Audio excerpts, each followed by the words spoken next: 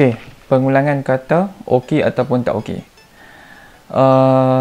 Biasanya kalau orang baca novel, orang baca karya-karya tulisan tak kisah sastra ataupun bukan sastra, biasanya pembaca akan cuba interpretasi siapa nak terjemahkan lah apa yang cuba disampaikan oleh penulis, misalnya dari sudut watak ke makna di sebalik watak, makna di sebalik plot, gaya bahasa, gaya corak kepengarangan penulis lah.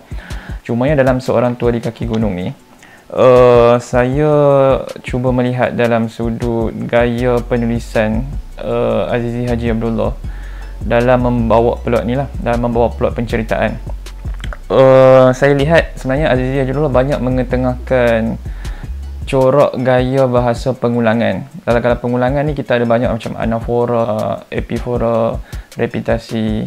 Itu salah satu beberapa contoh elemen pengulangan lah.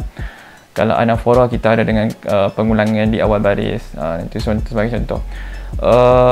Okey, sama ada dia okey ataupun tak, itu saya akan huraikan selepas ni. Cumanya kita akan tengok dulu beberapa contoh elemen pengulangan kata yang ditunjukkan. Pertama, kalau hampa baca buku ni nanti boleh tengok muka surat 79 waktu ni. Okey, dia kata ayat dia, petikan dia berbunyi, bagaimana kalau Tok Yah sangat lebah hingga pengsan, bagaimana kalau Tok Yah tidak sedar diri sampai sehari dua, dan paling membangkangnya bagaimana kalau Tok Yah mati.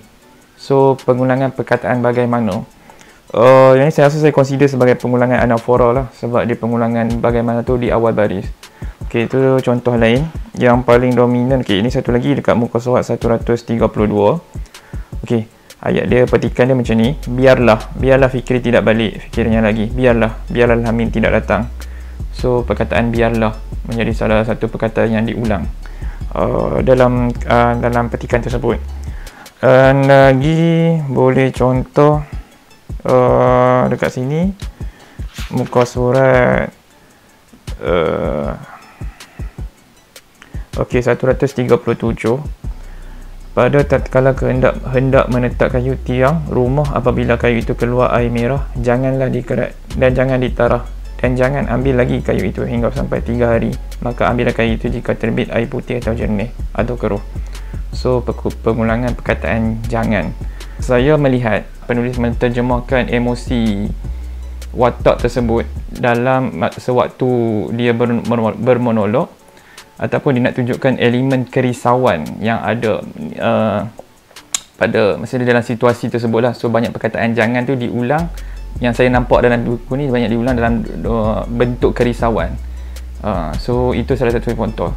Cumanya okey ataupun tak, sebab bila saya tengok benda ni terlalu banyak dominan, ada paling ketara lah. Yang paling ketara yang saya melihat dia terlalu banyak pengulangan.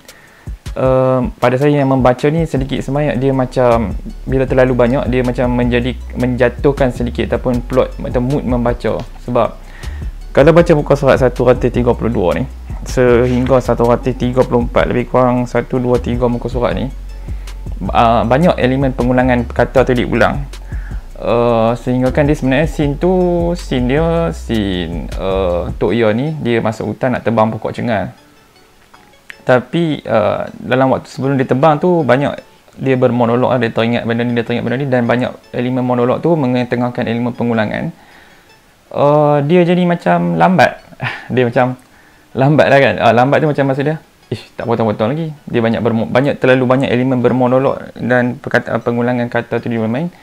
Dia macam kita rasa macam tebang je lah, bila nak tebang. Macam tu. Plan ini berapa kali plan dah. Sampai bilanya nak tebang dah dia. Terus macam itu tertunggu-tunggu. Benda tu macam sikit menjatuh. Rasa macam plot tu dia jadi macam drag sikit, jadi lambat sikit kat situ. So macam jadi kita rasa macam kurang sikit lah. Itu pada saya yang membaca. Orang lain mungkin okey, saya tak pastilah. Itu yang saya nampak dari sudut banyak sebenarnya. Itu contoh 134. banyak elemen pengulangan lah yang paling dominan saya nampak penulis mengetengahkan dalam karya dia. Mungkin ni saya punya andaian, mungkin lah, sebab buku ni dia meletakkan latar tempat yang bukan sempit, maksud dia latar tempat dia satu je. Kawasan buku ni semua daripada first sampai habis cerita pasal latar tempat dekat kawasan kaki gunung saja. Dia tak cerita pasal situasi rumah Fikri, rumah maksudnya kawasan rumah Fikri tu macam mana, ataupun maksudnya keluar daripada kelompok kawasan kaki gunung. Semua banyak cerita semua tentang gunung. Jadi mungkin cabaran kepada penulis dalam dia nak elaboratekan cerita tu menggunakan dengan satu latar tempat. Mungkin banyak tu satu bentuk cabaran kepada penulis. Dia nak tulis, nak elaboratekan macam mana dia nak elaboratekan. Mungkinlah tu andaian saya kenapa penulis banyak mengetengahkan elemen pengulangan kata tu dalam karya seorang ketua di kaki gunung ni. Itu pandangan saya.